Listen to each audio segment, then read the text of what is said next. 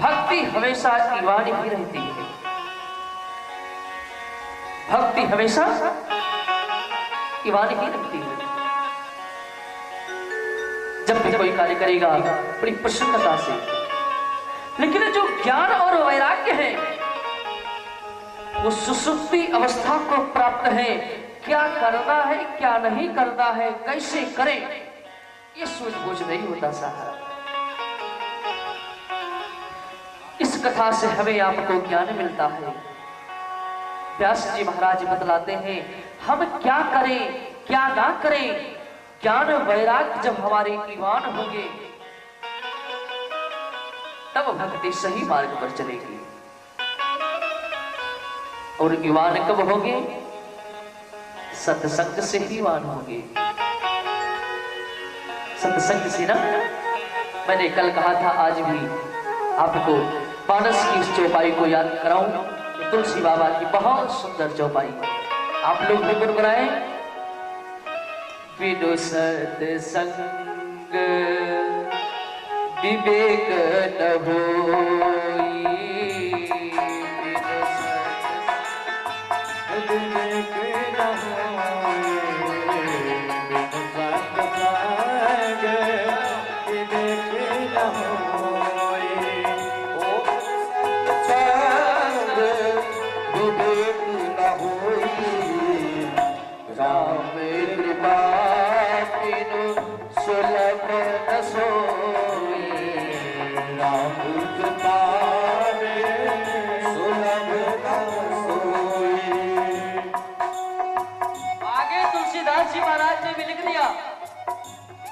सत्संग मिल गया तो होता क्या है?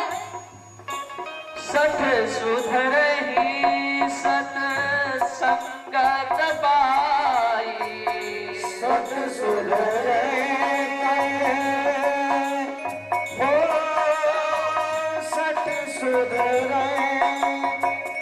सठ सुधर सत्संगत पाई। परस परस सुहाई, परस परस कुभात सुहाई, परस कुभात सुहाई। तुलसीदास जी महाराज ने कहा बिन सत्संग विवेक न होई। बिना सत्संग के, बिना कथा भागवत के विवेक यानी ज्ञान जागृत नहीं होगा। और जब ज्ञान नहीं जागृत होगा तो ज्ञान का छोटा भाई वैराग्य भी नहीं जागृत होगा, वो भी प्रादुर्भाव नहीं करेगा। और जो सत्संग करता है, जो भगवत की कथा को सुनता है, तुलसी बाबा ही कहते हैं कैसे बदल जाता है? जैसे उद्धात यानी लोहा, लोहा पारस मणि को स्पर्श कराते ही अपने रंग को छोड़ देता है, अपने स्वरूप को छोड़ देता है, अपने भाव को छोड़ देता है, दूसरे में परिवर्तन हो जाता है। किसमें?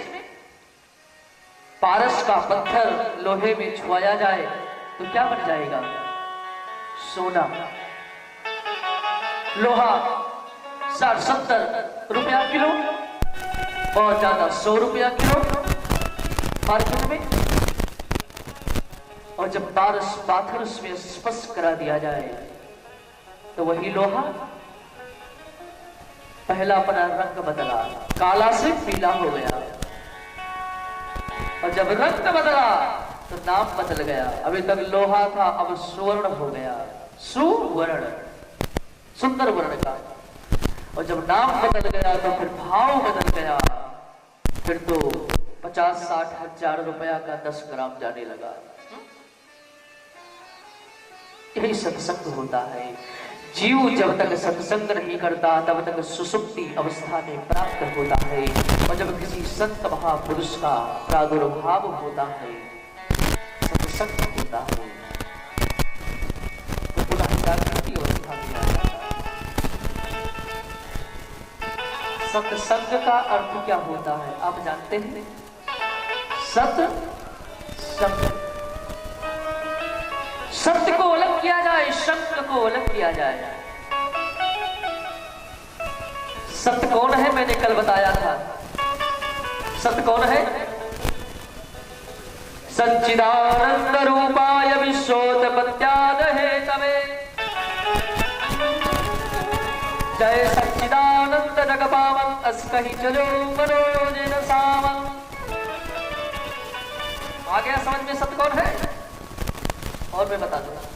उमा कहो मैं अनुभव अपना, सत्य हरि भजन जगत सब सपना। सत्य यानी ईश्वर।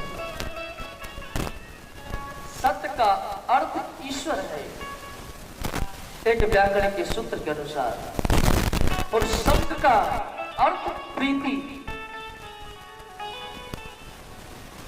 जो मैंने गुरुजनों से संतों से सुना है, संग का अर्थ प्रीति। ईश्वर के चरणों में प्रेम करना, ईश्वर से प्रीति करना ही सत्य संग है। भक्ति कितनी प्रकार की होती है? भक्ति कितनी प्रकार की होती है? नो ना श्रवणम कीर्तनम यस्य पाय विष्णुपाद सेवनम, ऐसे करके नो भक्ति है। तुलसी बाबा ने भी निरूपण किया। भगवान श्री राम मां शबरी के सामने कहते हैं, प्रथम भगति संतन कर संगा, प्रथम भगति संतन कर संगा, दूसर रति मम कथा प्रसंगा, दूसर रति मम कथा प्रसंगा, गुरुपद पंकज सेवा तीसर भगति अमान, गुरुपद पंकज सेवा तीसर भगति अमान, चौथ भगति मम गुण गण करई कपट तज ज्ञान, तौथ